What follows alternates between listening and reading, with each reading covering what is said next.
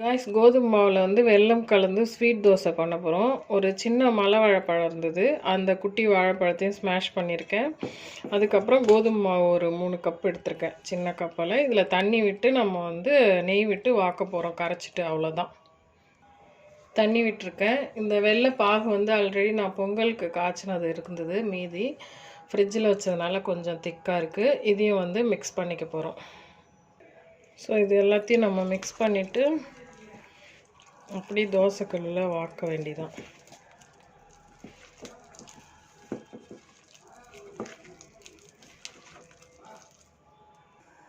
மாவு வந்து நம்ம இப்போ கரைச்சி எடுத்துட்டோம். அடுப்பில் வந்து கடாய் வச்சுட்டு நெய் விட்டு நம்ம தோசை வந்து வாத்துக்க போகிறோம், வெள்ளை தோசை. கல் சூடாயிட்டு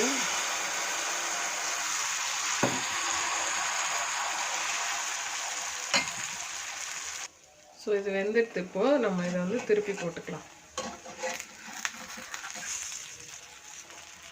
இப்போ திருப்பி போட்டாச்சு. நம்ம மூடி வச்சு வேக வைக்கும்போது அந்த ஃப்ளஃபியாக உப்பி வரும். அப்படியும் நம்ம வந்து மேலேயும் வெந்துடும் அழகாக. அந்த ஒரு மாதிரி பன் மாதிரி அப்படியும் எடுத்து சாப்பிட்டுக்கலாம். இல்லை 2 பக்கமும் நமக்கு கிறிஸ்பியாக வேணும்னா இந்த மாதிரி திருப்பி போட்டும் நம்ம வந்து சாப்பிட்டுக்கலாம். இந்த மாதிரி தான் வரும் நமக்கு ஸ்வீட் தோசை கோதுமையில். உடனே இன்ஸ்டண்ட்டாக ரெடி பண்ணிடலாம். இது அடுத்த தோசை நம்ம வாத்துருக்கோம். ட்ரை பண்ணி பாருங்கள். Thank you so much.